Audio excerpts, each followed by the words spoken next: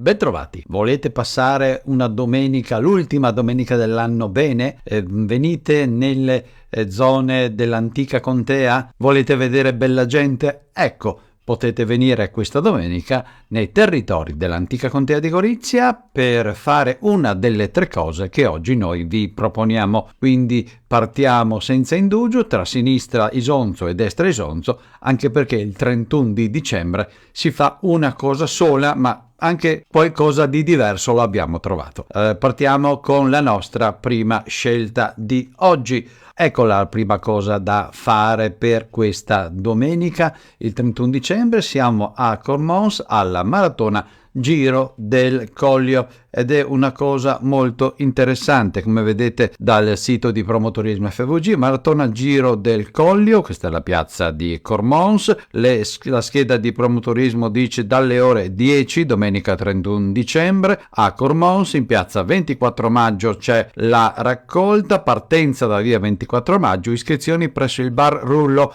il giorno stesso. L'organizzazione di Cesare Ballaben, per info 334 7011 994. La seconda cosa da fare invece è essere ad Up 24, notte di Capodanno a Monfalcone. Dal sito di Promotorismo, Capodanno in piazza, dalla scheda di Promotorismo dalle ore 21 in piazza della Repubblica a Monfalcone, naturalmente è libera, gratuita. Una piccola descrizione: Capodanno in piazza, un progetto che trasformerà la piazza della Repubblica di Monfalcone in una grande discoteca all'aperto per ballare e accogliere il 2024 dalle 21 alle 22:30 DJ set, 22:30 015 altro DJ set e poi tutto dalla 1 in poi si tornerà a ballare, organizzato dal comune di Monfalcone, Innovation Young, Monfalcone Eventi, Vivace Eventi. Questa è la seconda cosa da fare per questa domenica nei territori dell'antica contea di Gorizia, ovvero il Capodanno a Monfalcone.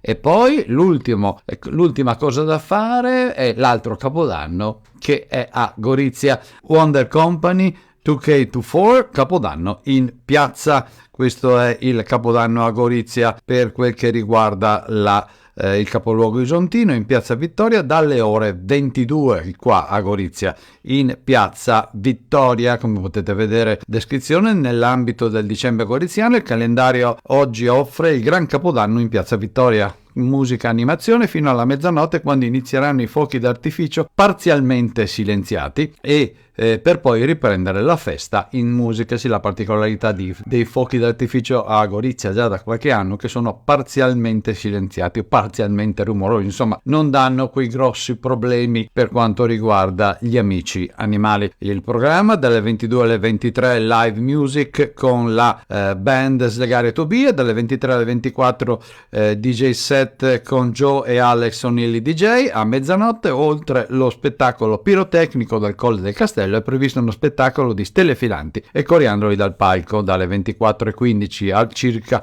all'una si torna con la musica e animazione DJ, dalle 1 alle 2 gran finale con la band live.